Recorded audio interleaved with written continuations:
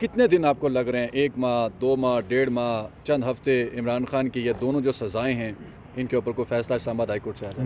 मेरी जो observing today's proceedings 2 weeks from today, मैंने आपको पहले भी कुछ दिन पहले ये कहा था कि रमज़ान से पहले खान साहब की तमाम सज़ाएँ मुअत्तल होंगी। 16 महीने से हम एक ही जुमला बोल रहे हैं, पॉलिटिकल विक्टिमाइजेशन। कोई क्रिमिनल टेंडेंसीज़ नहीं है, कोई क्रिमिनल्स नहीं है जिनके केसेस ये हो रहे थे। मैं कल बैठा सोच रहा था कि पहले तो सिर्फ जो पॉलिटिकल विक्टिमाइजेशन थी वो क्रिमिनल मशीनरी की हद तक थी। 154 हम उसे कहते हैं, या नैब के रेफरेंस हैं, या FIA है, लॉ इन्फोर्सिंग एजेंसीज़ हैं, ये कर रही थी। मगर ये पहली दफ़ा देखा, इससे पहले ये होता था कि पॉलिटिकल विक्टिमाइजेशन हमेशा होती थी, रिलीफ अदलिया से मिलती थी। मगर इस दफ़ा हमने जितनी सबॉर्डिनेट जुडिशरी देखी है इस्लामाबाद हाई कोर्ट की, जो उन्होंने कर दिया है 4 केसेस में, रात के अंधेरों में फ़ैसले, बियॉन्ड कोर्ट आवर्स, वकला को बाहर निकाल के, क्रॉस एग्जामिनेशन बंद करके, ज़्यादती करके, 15-20 दिन के अंदर ना तजर्बेकार वकीलों को अपॉइंट करके, उनकी पसंद के वकला को बाहर करके, वकला को ना खाने दे रहे हैं, ना पीने दे रहे हैं, ना बाहर निकलने दे रहे हैं। तो आज फिर वही उसका अंजाम हुआ कि जब वो अपीलें लगीं और ये सारी बातें लिखी हुई थी तो जजेस पढ़ के आए थे। मेरा ख्याल है कि अगर हम वो आज आर्ग्यू करना शुरू करते तो सिर्फ नदामत होनी थी और कुछ नहीं होना था कि इस्लामाबाद कैपिटल टेरिटरी में हो क्या रहा है, ठीक, और यहाँ की जुडिशरी कर क्या रही है। तो ये भी खुशकिस्मती है कि हम चीफ़ जस्टिस साहब की कोर्ट में हैं, वो इंचार्ज हैं यहाँ की अदलिया के, उनको नोटिस में होनी चाहिए बातें कि कैसे जजेज़ हैं। और जजेज़ ने ख़ास तौर पे जो छुरी कांटे हैं वो हम पर भी तेज़ किए हुए हैं कि ये वकला ने बड़ी ताख़ीर की और वकला का किरदार और वकला का कॉन्डक्ट बड़ा ऑब्जेक्शनेबल रहा है।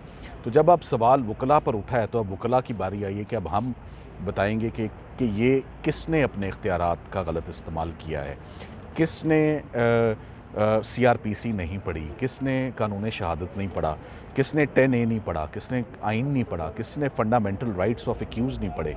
सो आज सबसे अच्छी बात यह थी कि जजेस अपील पढ़ के आए हुए थे, और दूसरा बेस्ट इंडिकेटर था कि उन्होंने तमाम रिकॉर्ड यहाँ तलब कर लिया है, और तीसरा बेस्ट इसमें मियाँ जस्टिस गोल हसन साहब की शमूलियत बहुत पॉजिटिव है। वो पहले इसको 2-3 बार कालअदम भी करार दे चुके हैं। कर चुके हैं, और वो ये भी कहते रहे कि जज साहब को जल्दी क्या है, मगर उनको जज साहब को हसनात जुल्करनैन साहब को ना मियाँ गोल हसन साहब के किसी फ़ैसले की समझ आ रही थी, ना सुप्रीम कोर्ट के दिए हुए किसी फ़ैसले की समझ आ रही थी।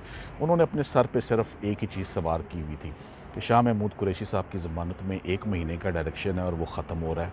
सो मुझे बाय हुक और बाय क्रुक, लीगली और इलीगली, लॉफुली और अनलॉफुली, मुझे ये ट्रायल कंक्लूड करना है हर हाल में। वो उन्होंने किया, वही पैटर्न जज बशीर ने फॉलो किया, वही पैटर्न कुदरतुल्लाह जज ने फॉलो किया।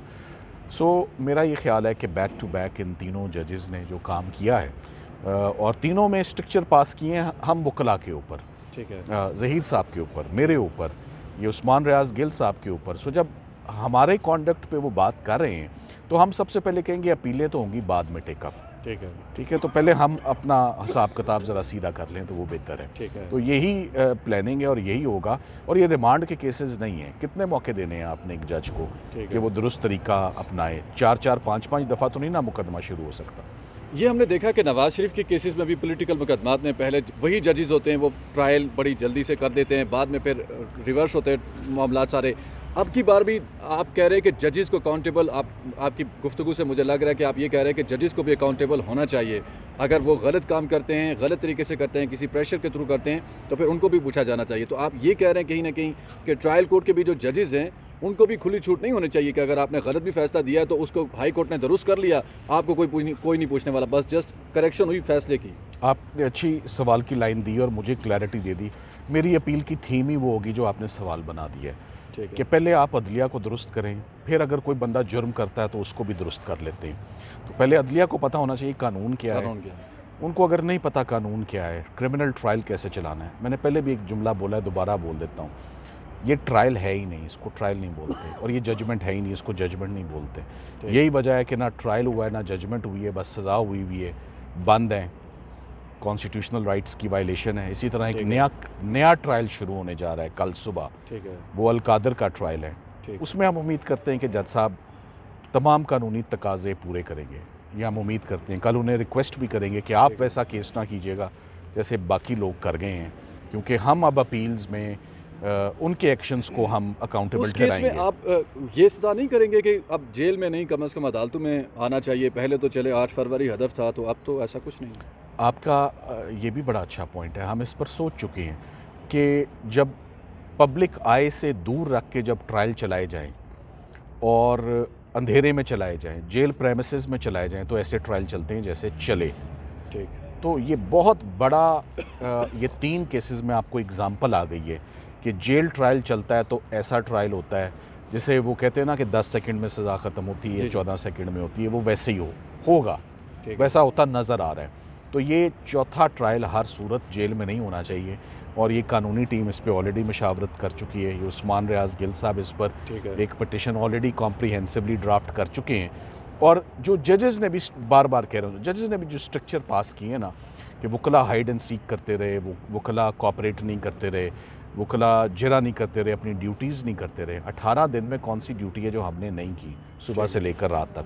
सो हम असिस्टेंस देने वाले वकील हैं, हम प्रोफेशनल लॉयर्स हैं, हमें प्रोफेशनली हमसे काम लेते हम करते, तो हमसे तो काम लिया ही नहीं गया। फाइनली आपका टाइम लेंगे। और अभी मैं सुन रहा था आप लोगों में से कुछ लोग सवाल पूछ रहे थे, ये कोई डील या अंडरस्टैंडिंग है? हरगिज़ कोई डील या अंडरस्टैंडिंग नहीं, ये हमारा अपना माइंड, अपनी स्ट्रेटजी और एक अपना टाइम है और एक ऐसे ट्रायल हैं। अगर ये सज़ाएं ठीक हुई होती, ये वाकई मुजरिम होते, इन्होंने कुछ किया होता, ट्रायल दुरुस्त चलाए होते, तो आज हमारी कोई पोजीशन नहीं थी या जजेस ने बिल्कुल इस हफ्ते अकोमोडेट नहीं करना था जो कि इसी हफ्ते लगाई जा रही हैं। तो उम्मीद करते हैं कि इंशाल्लाह, मैं समझता हूँ विद इन 2 वीक्स आप देखेंगे इसमें फ़ैसले आएंगे। Thank you.